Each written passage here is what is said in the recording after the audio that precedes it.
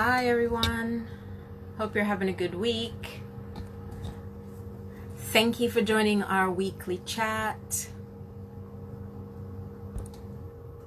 Let's pin that. We were due to have Fiona Manette with us from Boss Your PR, but due to unforeseen circumstances, she's unable to join us, but we do wish her well. We are being joined by fashion designer Denise Mahmud from Moixa Clothing, and it looks like she is online now. I'm Hillary, founder of the FASHIONbytes platform. We're here to support and nurture creative entrepreneurs, filling in the gap between education and what happens in real life. Hello. Hi. This is our way to connect, collaborate, and share. We're so pleased to have Denise with us today. Thank you so much for joining and welcome. Thank you for having me. Denise, please tell us a bit about yourself. My name is Denise Mahmud, as you know. My brand is Moixa. I am a women's wear luxury designer and a textile designer. Okay, thank you. That was nice and quick. Thank you. I have to ask, did you study fashion or design, and did you always dream of becoming a glamorous fashion designer? Glamour. No, actually, I studied law, political science, and finance, thinking I'd be a corporate attorney, which is what my parents wanted. And actually, about 5 days after graduation, I was given a trip to Europe, and I never looked back again, to the disappointment of my parents. It's really funny because becoming a fashion designer was definitely not something that I thought of. In fact, until I was 14, I refused to even sew anything. My mother sewed, my grandmother sewed, and I just thought that was a housewife thing to do. And I know that's not very PC to say, but it's truly how I felt. And they tried to send me to a few sewing classes, and I wouldn't go. And when I was 14, I wanted to customize a sweatshirt. And my parents said they weren't going to allow me to buy new clothes to cut up because that just didn't make any sense to them. So I knew where the fabric store was. I went along to the fabric store. The lady helped me because I had no idea what I was doing. I'd seen my mom sew, but I had never touched a machine in my life.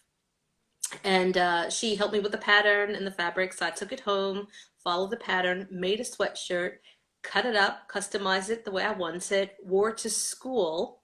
And all my friends were like, oh, it's really nice. And they thought it was better than ones that they had actually purchased and cut up. And they started asking me to make it for them, which I did. And I think it was probably about the 8th or 10th one. And my mother said, well, I think you better start charging.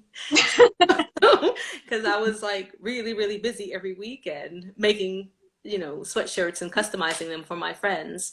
The next thing I know, somebody said, well, can you make me a party dress? And then another person said, can you make me a gown? And I've just been hooked ever since. So 14, and that was that. Amazing, amazing. I also read that you are into interiors. You're an interior designer as well. Yes, I am. It's really funny how that came about.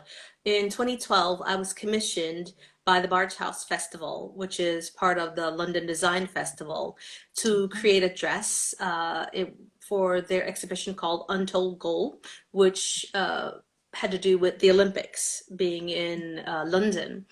And I had been working on this web. I'd become obsessed with this spider, and it's the golden orb web spider, and she weaves a golden web. And I was trying to find a way to reproduce in my way her web, which I ended up doing. And I created a ball gown for the exhibition, and they liked it so much they asked me had I ever thought of turning that into interiors. And I said, well, hadn't really thought about it. And time kind of went on after that, the Bargehouse Festival, where the dress was exhibited. And they called me maybe about 3 months later asking me would I do an interior show. And I said, well, I don't really have any interiors, so maybe next time. So they called me maybe a month later and asked me again, saying that they would give me a stand as a featured designer at in New York at ICCF. And I was like, don't know, but I thought if I don't do it this time, they may not ask again. Right. So I said yes, not knowing that I'd only have 30 days to produce a complete interiors collection, and that saw furnishings, textiles, window dressings, wallpaper, things I'd never done in my life before. Needless to say, somehow I figured it out, and I went to New York and uh, did my display, which took me 3 days to set up because, once again, I didn't know what I was doing. I was in the middle of the floor in a 6 by 3 meter stand with no walls. So, I mean, I called in every favor. Being from New York, thank goodness, I knew some people and I got some ladders and things like that. So it ended up really really great actually, and I was in the top three of new designers for that particular year for the show.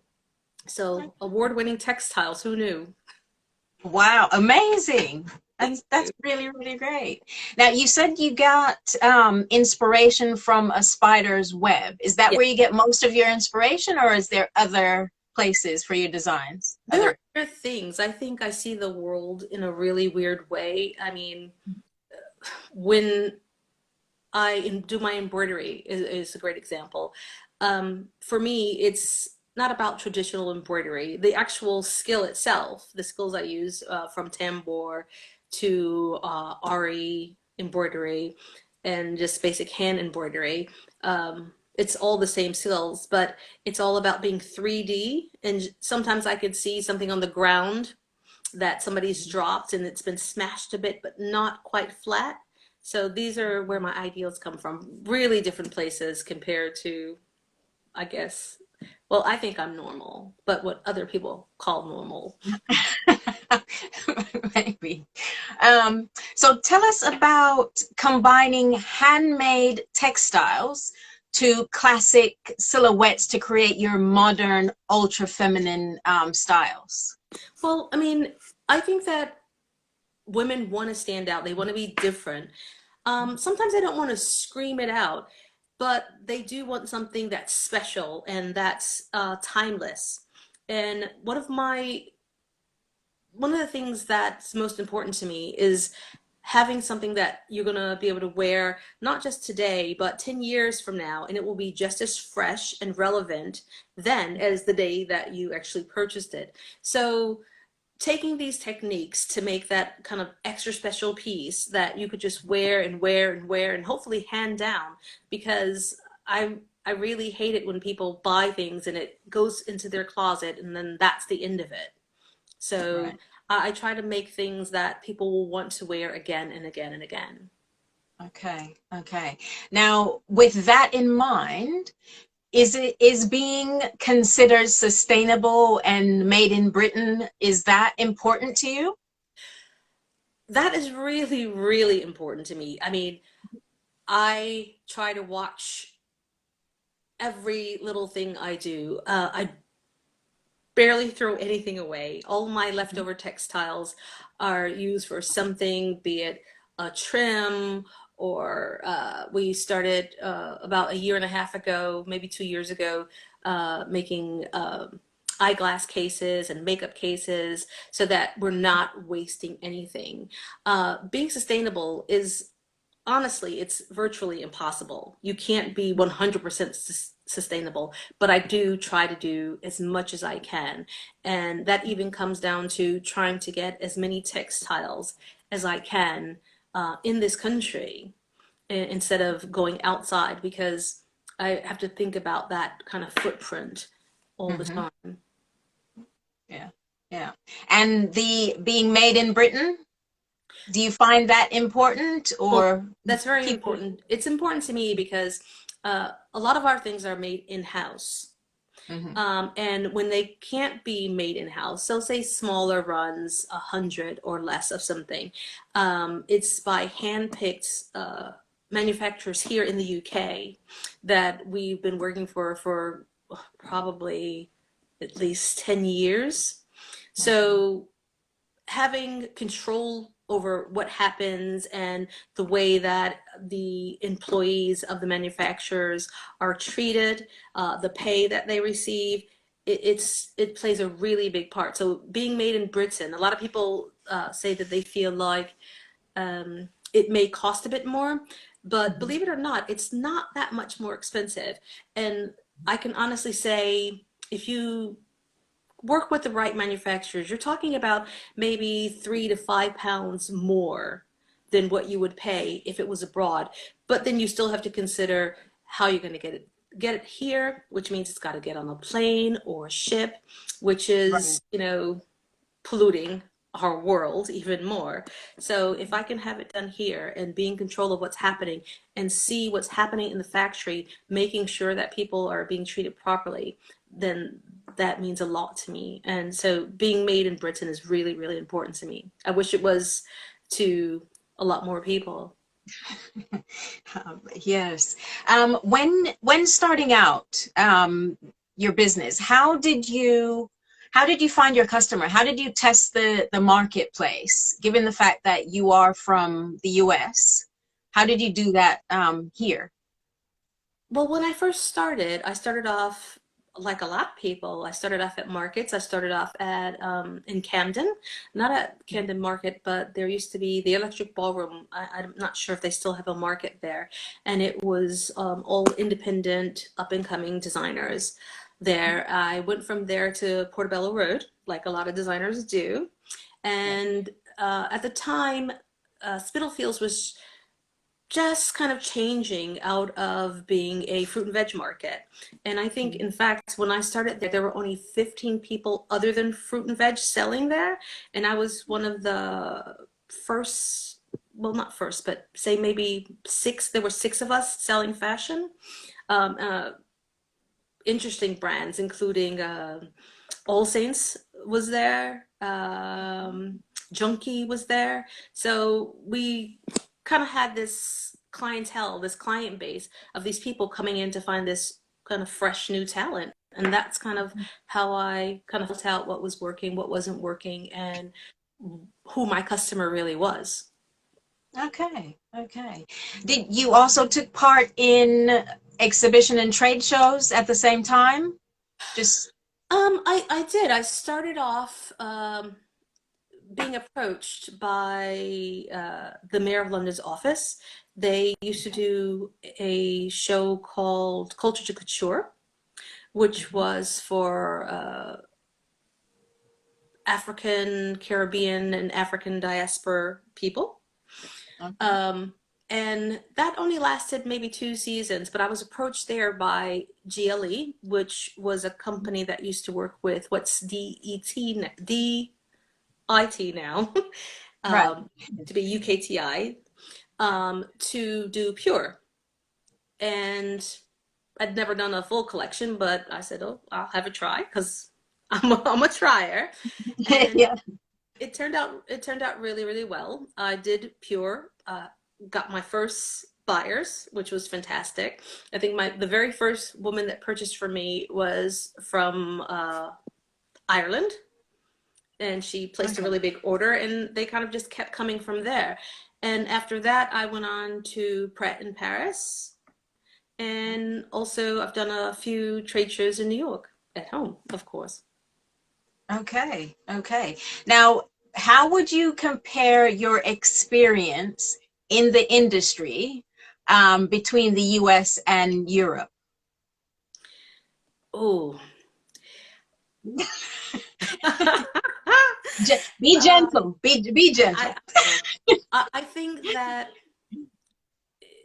if you compare the two, there's a lot more support for designers, and it doesn't matter who you are, where you come from. If you're there and you're paying taxes there and you're paying bills there, you're an American designer. Where here, it's kind of hard because I'm finding it hard to fit in to, I don't know, it's very, if you weren't born in British, you're not a British designer. But I live Mhm. here and I've lived here for 23 years. So as far as I'm concerned, I'm a British designer. Yeah. Uh, but it's very different. I mean, when I go to America, other designers will see my things and say, "Oh, there's a store that your things would be great at. Oh, here's their contact details." I mean, they're like throwing all this stuff at me, and you better call them. And here, it's sharing is not as open, which I think is kind of sad because I am a sharer. I probably share too much, but I just feel like everybody's so different that if I see something and I think that that person would work well with a shop that I say wouldn't work so well with, I will definitely tell them, this is a shop for you. Yeah. And I don't get that as much here. So I mean, I hear a lot of designers say it, and it is really true. It's almost a kind of a lonely life because other than your friends outside of the fashion industry, I mean, you have associates within the industry, but real Mhm. friends are really, really hard to come by in this industry. So everybody's kind of Mhm. like for themselves. So Yeah. It is unfortunately, quite sad because I do think more and more collaboration is the way to go. I working silo is absolutely insane. There's yeah, no way you can do everything yourself. yeah. So keep the way you are. Stay exactly exactly the way you are. Um, I, I've tried to, as it didn't work out. So, as a business owner, there are many challenges, and I just wanted to know how you're finding wearing several hats because it takes quite a lot to run a business. yes. I am the admin, the PA, the coffee girl, the machinist sometimes, the pattern cutter, learned CAD because I had to. So it is difficult, but if you kind of try to find a balance, I have a schedule, and sometimes I'm bad about keeping to it, but a lot of times I'm not, and I do spend a lot of time working on that schedule. So I try to make sure that I do stick to it. So it's Okay. just a balance. Hmm. It's just a balance. Okay. Okay. How are you finding the current situation? Have you had to adapt your business model at all? Yes, I for quite a few years I was selling wholesale. I'd stopped selling retail completely and just gone strictly into wholesale.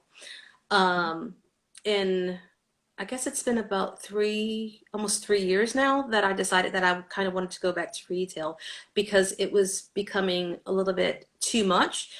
People just want you to produce more and more and more, and I was at one point producing 25 full looks, not just a single 25 garments, but full looks. So it could have been a trouser, a blazer, and a shirt. Uh, I mean, it's so broad, and they want to see more and more every time. And I just felt like I was producing these clothes. Sometimes they weren't being purchased. A lot of the collection was, but there were things that weren't. And I just felt like it was such a waste of fabric and time. And I just felt like I was like a little mouse on this in this ball rolling around and bumping my head everywhere I went, trying to please the buyers instead of trying to do what I love, which is design. So what I've done is I've kind of pulled back from that, and with what's happened with COVID has made a really big difference as well. It's made me rethink and kind of pare it back. I don't need to have 25 full looks. I'm Hmm. focusing more on uh, my jackets and things to go with those, and going back to the craft part, which I love the most, which is the embroidery and the textile design. So I have pivoted a lot, and it's a little bit hard, but it's kind of fun in a way as well because it's almost like getting a new job that you really, really love and just trying to change a bit. Okay. Okay. How are you finding looking at the customer experience or your loyal clients? How are you keeping up with them during this time of uncertainty? It has been really, really hard, actually. I had some shows coming up, retail shows that I was going to do because I did spend a lot of years not facing the public, and buyers are definitely not going to share their client lists with you. Right. So for me, it was really, really important to get back out there, do those shows, find these new people. And I just started that. I think I'd done 4 shows of late. And when COVID hit, it was kind of a big shock. So what I've been doing is trying to figure out uh, different kind of experiences that aren't physical for my clients. So I'm in the process, it's a secret, I'm in the process of doing a few films that are not just about my product, but how the ideas came about and the processes to make the garments, including the embroidery and the web that I make. Yeah. I think that would be amazing. I think people knowing your story and getting to know more about you since you've hidden yourself away for so long, it would be really, really, really great. Thank you. Oh, yes. I'm looking forward to it. I'll keep bugging you until I see something. Yes.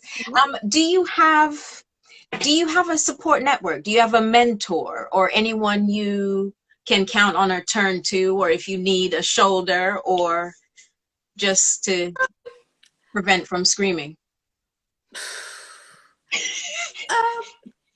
I don't have a mentor. I had a mentor before, which was really fantastic. Uh, Unfortunately, she got a little bit older and just didn't want to do it anymore. But I do have a few really good friends that, will tell me to pull your finger out, get on with it. There's no crying in fashion, things like that. Of course there is. All the time, every day. So yeah, I am lucky enough, and my husband is quite supportive as well. I mean, sometimes I have to threaten that I'm gonna stop cooking and cleaning, but no, after a while, no, in Well, all you honesty, did. he has been a really big support, and I Oh, can kind of sound off to him things that I'm not sure about, or different ideas. And I have just a couple really good friends that I can do that with. So yeah. okay. Oh, cool. So then I'd like to ask, there's a quote, or Mhm. maybe a partial quote, but you can share the meaning, My please. quote? Um, well, it says, yes, fashion is the life of ideas and expressions. Yes. Which is actually partially from Coco Chanel. Oh, Yeah, that's actually okay. where that comes from. And so how can I explain what that means? When you get dressed in the morning, you might be in a certain mood, happy or sad, and we kind of dress to that, to show those emotions and to show who we are. And it's how we express ourselves. It's for Mhm. me, and that's what I really believe. And a lot of people will say, "Oh, it's not true," but you can't tell me that you decided on that blue jumper instead of that red jumper because you didn't have some kind of feeling about that blue jumper or how your day was going or what you were trying to convey. So I think that a lot of people do it unconsciously. It's just something that's we've grown into doing, and that's really Mhm. what that's about. It's about expressing yourself and the way you feel within the way you dress. So Okay. yeah. Wonderful. Thank you It's very funny. much. I thought the quote I thought you were talking about was being an artist is great, but if you don't know the business side, it's just a hobby, which I always say. So, but yeah. Oh yeah, that one does pop up quite a lot. And Yeah. it actually makes perfect sense within fashion because so many people, you know, I want to be glamorous and not have a boss and work for it, but you do have a boss. Your bills are your boss. Your clients are your boss. Well, not Yeah. really. You can say no. And I do tell people sometimes you need to learn how to say no. Because especially if it's going against what you are about as a person and as a brand. So, yeah. Yeah. Yeah. But people, sometimes I think people think that it's better to be part of something than nothing at all. But Yeah. I think, yeah, you know, you get that hint of desperation maybe. And then, you know, oh, I need to get out there. But you still have to, I completely agree with you. Keep to your values and how you feel, what your Yes. vision is, because Yes. that's important as well. Very important. So, yes. Well, that was awfully quick. Very. For us. I could talk all day. Thank you very much for spending this time with us today. It's appreciated. It's not a problem. Thank you. Thanks for tuning in. Join us again next week. Our guest will be Michelle Noel from MNN Agency. She is chatting to us about commercial sales within luxury fashion and lifestyle. Until then, thank you very much. Bye. Bye.